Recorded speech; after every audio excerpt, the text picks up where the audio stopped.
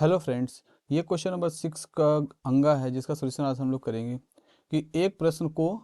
ए तथा बी द्वारा स्वतंत्र रूप से हल करने की प्रायिकता क्रमशः 1/2 एंड 1/3 दिया है। तो मतलब कहने का मतलब ए की प्रायिकता कितनी दी है, प्रायिकता मतलब पी ऑफ ए से हम लोग लिख सकते हैं P of A probability P of A equal to कितना दिया है 1/2 एंड पी ऑफ बी कितना दिया है 1/3 जो स्वतंत्र रूप से हैं, एक दूसरे पर डिपेंड नहीं कर रहे हैं। यदि दोनों स्वतंत्र रूप से प्रश्न हल करने का प्रयास करते हैं तो पहला पहला क्या है, करा उनमें से कोई भी प्रश्न हल ना कर पाए, इसकी प्रोबेबिलिटी उनमें से उनमें से कोई प्रश्न उनमें से कोई प्रश्न कोई भी प्रश्न हल ना कर पाए, उनमें से कोई पाए तो इस बात की प्रोबेबिलिटी क्या होगी। तो जब हमको उनमें से कोई भी प्रश्न हल ना कर पाए, ये स्वतंत्र रूप से घटनाएं हैं, तो ए के ना हल करने की प्रोबेबिलिटी कितनी है, ए के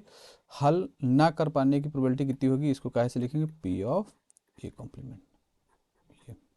equal to 1 - 1/2 is equal to 2 - 1/2 equal to 1/2। और बी के ना हल करने की प्रोबेबिलिटी कितनी होगी, देखिए बी के हल करने की probability P of B equal to 1/3 और तो इसको इस तरह लिखेंगे कि देखिए 1 - 1/3 equal to 3 - 1 divided by 3 is equal to 1/3 या 2/3। सो कह रहा कि उनमें से कोई भी प्रश्न हल ना कर पाए और स्वतंत्र रूप से घटनाएं हैं, तो क्या लिखेंगे P of A intersection B. तो जब स्वतंत्र रूप से होंगी तो दोनों प्रोबेबिलिटी को हम मल्टीप्लाई कर देते हैं,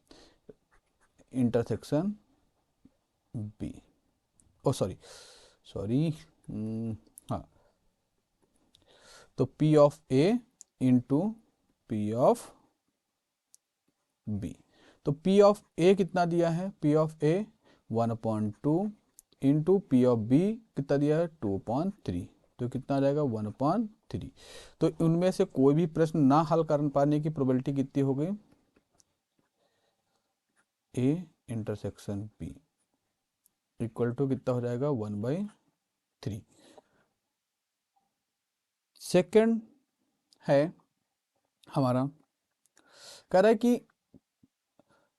कम से कम एक उसे हल कर ले, इसकी प्रायिकता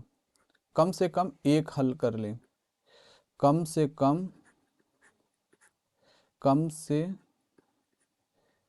कम एक हल कर ले कर ले इसकी प्रायिकता